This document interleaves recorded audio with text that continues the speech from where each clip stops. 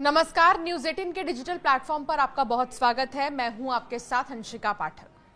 Travel with जो के नाम से यूट्यूब चैनल चलाने वाली ज्योति मल्होत्रा को पुलिस ने पाकिस्तान के लिए जासूसी करने के आरोप में गिरफ्तार किया।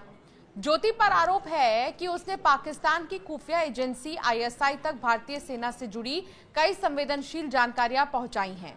ज्योति की करतूत ने लोगों के जहन में एक बार फिर उस जासूस के नाम को जिंदा कर दिया है जिसने पाकिस्तान की धरती से भारत को धोखा दिया और आईएसआई के लिए कई भारतीय जिंदगियों की मौत का सबब बन गई। दरअसल ये कहानी है माधुरी गुप्ता की।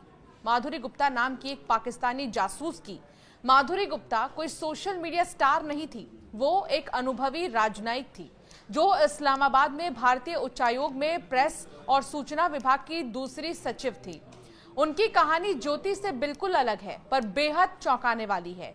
ये बात 2010 की है जब दिल्ली पुलिस की विशेष शाखा ने माधुरी को ऑफिशियल सीक्रेट्स एक्ट के तहत गिरफ्तार किया। उन पर आरोप था कि उन्होंने भारत की रक्षा से जुड़ी गोपनीय जानकारी पाकिस्तान की खुफिया एजेंसी आईएसआई को दी है। अब आपको ये भी बताते हैं कि माधुरी आईएसआई एजेंट के चंगुल में आई कैसे। जवाहरलाल नेहरू विश्वविद्यालय की छात्रा रही माधुरी गुप्ता ने यूपीएससी की परीक्षा में सफलता हासिल कर भारतीय विदेश सेवा को करियर के लिए चुना। इराक, लाइबेरिया, मलेशिया और क्रोएशिया जैसे देशों में माधुरी ने कई महत्वपूर्ण पदों पर काम किया।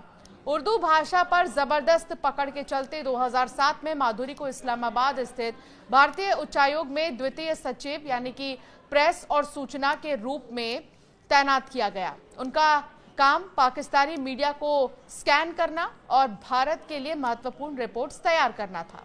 इस्लामाबाद में एक स्थानीय पार्टी में एक महिला जर्नलिस्ट ने माधुरी की मुलाकात जमशेद नाम के शख्स से कराई जिसे लोग जिम के नाम से बुलाते थे। इस महिला पत्रकार के जरिए जिम को पता चला कि माधुरी जैश ए मोहम्मद के सरगना मौलाना मसूद अजहर द्वारा लिखी एक किताब खोज रही है।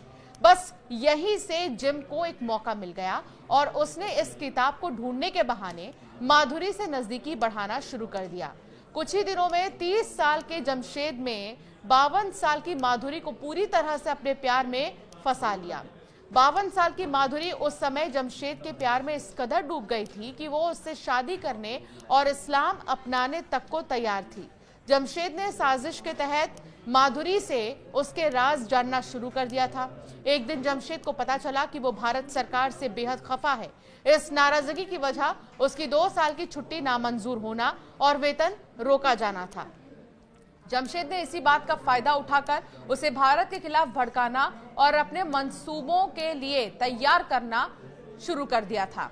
अब तक माधुरी को यह पता चल चुका था कि जमशेद कोई साधारण इंसान नहीं बल्कि पाकिस्तान की खुफिया एजेंसी आईएसआई का एक ट्रेंड एजेंट है। इस खुलासे के बाद इस खेल में जमशेद के सहयोगी मुदस्सिर रजा राणा की भी एंट्री हो चुकी थी।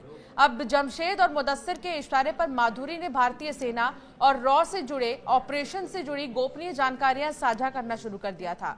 जमशेद और मुदस्सिर के कहने पर उसने मार्च 2010 में माधुरी ने राणा के कहने पर जम्मू कश्मीर का दौरा किया। वहां से उन्होंने राज्य की वार्षिक योजना की रिपोर्ट हासिल करने की कोशिश की।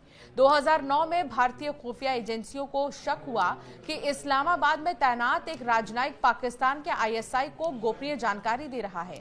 जांच शुरू हुई और माधुरी के फोन, ईमेल और गतिविधियों पर नजर रखी जाने लगी।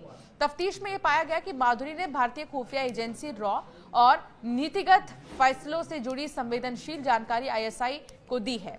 इसमें भारत पाक वार्ता से जुड़े एजेंडे, 26/11 मुंबई हमलों की जांच और भारत अमेरिका के बीच साझा की गई जानकारियां शामिल थी। माधुरी ने अपने ब्लैकबेरी फोन और घर के एक कंप्यूटर के जरिए जमशेद और राणा से संपर्क बनाए रखा।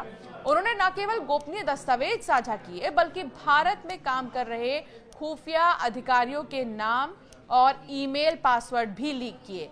सभी सबूत इकट्ठा करने के बाद माधुरी को सार्क शिखर सम्मेलन की तैयारी के बहाने दिल्ली बुलाया गया और उसे हिरासत में लेकर जांच शुरू की गई। जांच में माधुरी ने ऐसे खुलासे किए जिसने सभी को हैरानी में डाल दिया। जांच के दौरान माधुरी ने पूछताछ में स्वीकारा। शुरुआत में उन्होंने बदले की भावना से जानकारी दी थी, लेकिन बाद में वो डर और ब्लैकमेल के कारण जासूसी करती रही। जांच में पता चला कि माधुरी इस्लामाबाद में अपने घर के कंप्यूटर और ब्लैकबेरी फोन के जरिए जमशेद और मुदस्सर राणा से संपर्क में रहती थी। जांच में उनके ईमेल खातों और कई ऐसे ईमेल आईडीज थे जिससे करीब 6 दर्जन ईमेल बरामद हुए हैं जो पाकिस्तानी एजेंटों ने उनके लिए बनाए थे।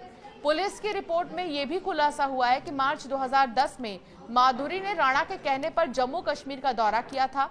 वहां से उन्होंने राज्य की वार्षिक योजना की रिपोर्ट हासिल करने की कोशिश की। इसके अलावा राणा ने 2020 तक प्रस्तावित 310 मेगावाट के जल विद्युत परियोजना की जानकारी भी मांगी थी। 2018 में दिल्ली की एक अदालत ने माधुरी को ऑफिशियल सीक्रेट्स एक्ट की धारा 3 और 5 के तहत दोषी ठहराया। तो ये कोई पहला मामला नहीं है जब इस तरह के जासूस देखने को मिले हैं।